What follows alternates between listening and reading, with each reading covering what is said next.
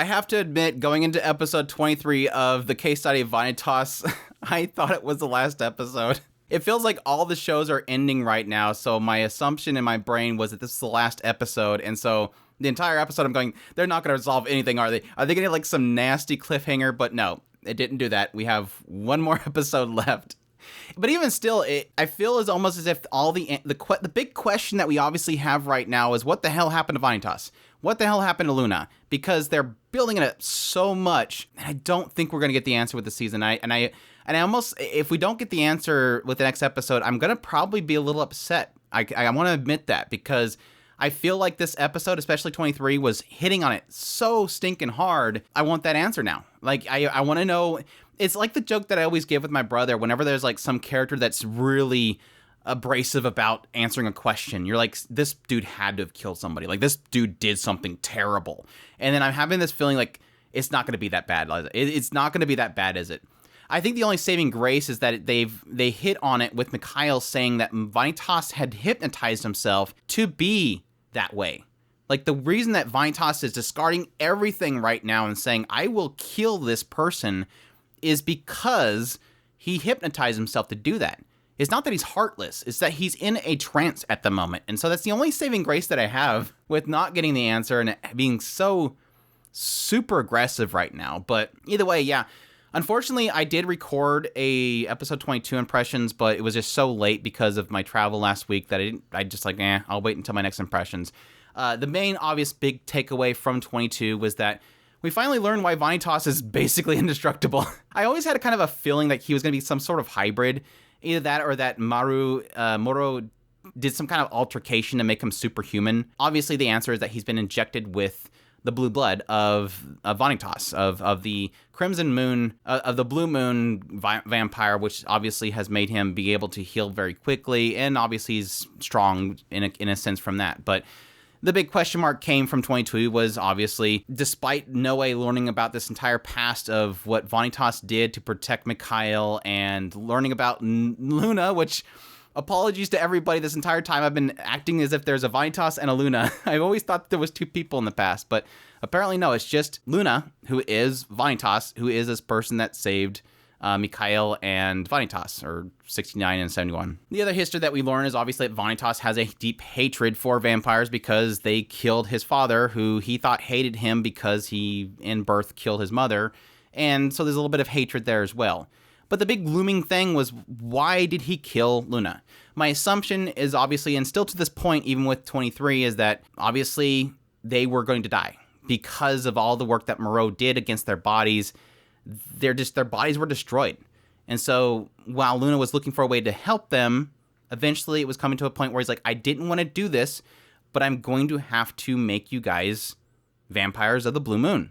And obviously Mikhail's like, sure, let's do it.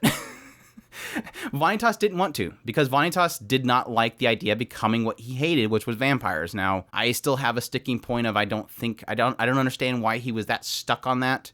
But that is his character. That was something that he went through. He lost it. He watched his father die to vampires. But of course, transitioning from that into episode 23, yes, we had the. I just love the fact that Mikhail just knocked Noe off. Like, oh, here's Vanitas, and knocks him off.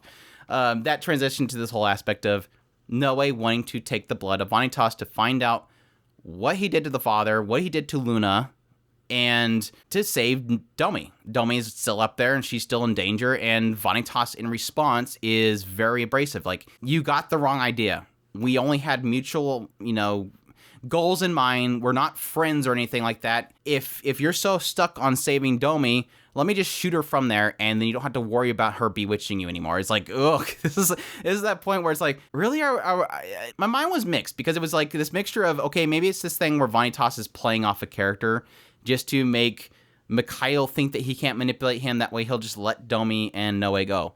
Then there was like this other side where it's like, well, yeah, I guess technically Vanitas has always been kind of selfish. But of course, it's eventually explained that no, this is just Vanitas at this point, learning that Noe wants to take his blood again, is triggering back into that hypnotism that at least Mikhail is claiming, that is causing him to go into this trance. You want these memories, you want to suck my blood, I will kill you. That's the trance. It's like that click. And it kind of makes sense when you think about back when Noe first was talking about how Vanitas' blood probably tasted sweet or something like that. And he said he wanted to drink Vanitas' blood. And Vanitas quickly shifted. Like it was like a switch. Vanitas went, if you touch me, I will kill you. It was a total break in mood. And so it makes sense now that was just a trance. Like it was a self-induced hypnotism that will cause him to reject that. Now the big question mark is Luna it recalls Luna's memories, saying specifically, don't let anybody into your memories. Luna told Vanitas to, and again, it's that question mark. Mikhail claims that Vanitas, it was a self-inflicted trance, but is it also an aspect of Luna doing that? Or did Luna telling him not to let anybody see that, he decided to make a trance upon himself to not allow anybody to see that? But then it goes back to the whole aspect of, this better be something really crazy.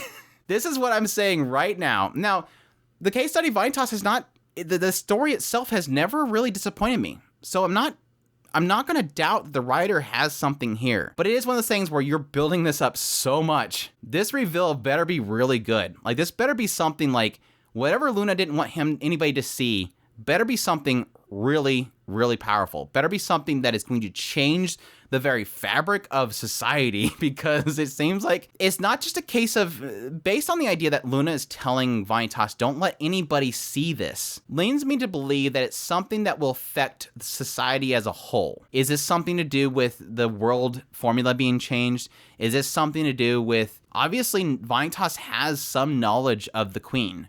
Maybe Vanitas and what Luna, I want to say Vanitas as Luna, is what Luna knows, something that revealed to Vanitas something that involves the Queen, and that's why Vanitas knew. Was Luna involved with the Queen itself? Those questions start come up because, like I said before, for it to be that important for him to keep it secret, this isn't just not wanting Mikhail to know, because my initial thought in episode 22 was, okay, this is going to be one of those cases where Luna thought the only way that he can save 69 and 71, or Mikhail and Vanitas, is to sacrifice himself, and that way they become, of the blue moon or some sort of sanctum by the blue moon, and then they will be saved. And he doesn't want Vanitas to tell Mikhail because Mikhail really loved Luna. And so if he knew, he's gonna break. But no, this is turning into something big. This is turning into something much more important, and that's where it's kind of saving itself. But again, like I said before, I hope this is something really huge. Like, this is something that's gonna break the fabric of society, because again, it's building it up. It's building it up a lot. And this is the whole thing where I was talking about earlier, where I really do hope we get something in episode 24 because of how much it is picking at it. This last arc in this season is picking at that so much, and it's hyping it up so much that I'm going to feel let down if I don't see something, a hint, something for me to at least sink my teeth into, even if I don't get the whole steak. But aside from that, yes, I think everything surrounding Noe was pretty significant as well. I mean, this was the bloodthirsty moment of Noe. This was him kind of seeing this other side of him that he doesn't really want to see. They even had, like, Dante and everybody on the side were discussing the idea that Noe's strong. He's just afraid of using that power. He's somebody that has strength, doesn't like violence, but at the same time knows that he can use it to silence people now, which I think was a very interesting statement. And it wasn't until he's seen himself in the mirror that he realized, oh wait, this is me, and this is Vanitas. Something's not right. And that was that trigger point to make him realize we've lost ourselves. Like, we have absolutely lost ourselves. Now, sadly, right here gets a little bit of a damper for me, because technically at that point where Noe has that realization, it's after Domi has been rescued. Technically, Jean has come in, removed that threat from Noe's mind, because Domi's no longer falling, and he's no longer bloodthirsty to stop Vanitas and tell Vanitas, just tell me what the hell happened so we can make this guy stop doing this, Domi. Pulling that selfishness out and really kind of moving forward. And I think that was a really great scene. The entire fight itself was fantastic. Oh my gosh, the music is so phenomenal. She just does a phenomenal job with the music. Great cues in this particular episode. And additionally, outside of Noe, getting a little more into Domi. It stood out to me a lot. The moment that Domi decided to jump, what it was hitting on was the idea that she felt like she was causing pain to Noe. She feels like she's always been causing pain to Noe. And the moment that she decided to jump, it was her choice to remove the fact that she's there, which is causing Noe pain. And I like that they had the brief moment where it stopped. It was a slow motion point, and Lewis shows up and says, "Are you really doing it for Noe?" And I really like that because I think that's something that's going to come into later. And I'm very interested to see what they do with that. They'll probably hit a little bit on that in the next episode as well. Was Domi realizing that she's not really trying to stop the pain for Noe. She's trying to stop her own mental torment. No, Domi has always been in her own mental torment. I mean, it's been hitting on it like super heavy with this arc, is that she's blaming herself, thinking that she should have been the one that was the curse bearer. She should have been the one that died, the one that was beheaded. She was at fault for Noe being there. She should have went there by herself. She hates the fact that Luis died. She feels like she should have been there. She cut her hair to fit in. She realized that it wasn't what he wanted. She's always been in this torment, and it was her, or at least what it's hinting at, was this conflict that she was having as she dropped, that she's doing it for herself, not for Noe. And I'm wondering if that will be like a trigger point for her to kind of separate herself from Noe. Because like I've said before, Domi and Noe's relationship has kind of always been built on tragedy. They're both experiencing the same trauma. So I'm curious if what will come from this is her realizing that she's always been connected by that, and that bond isn't strong enough. Now, I don't want that.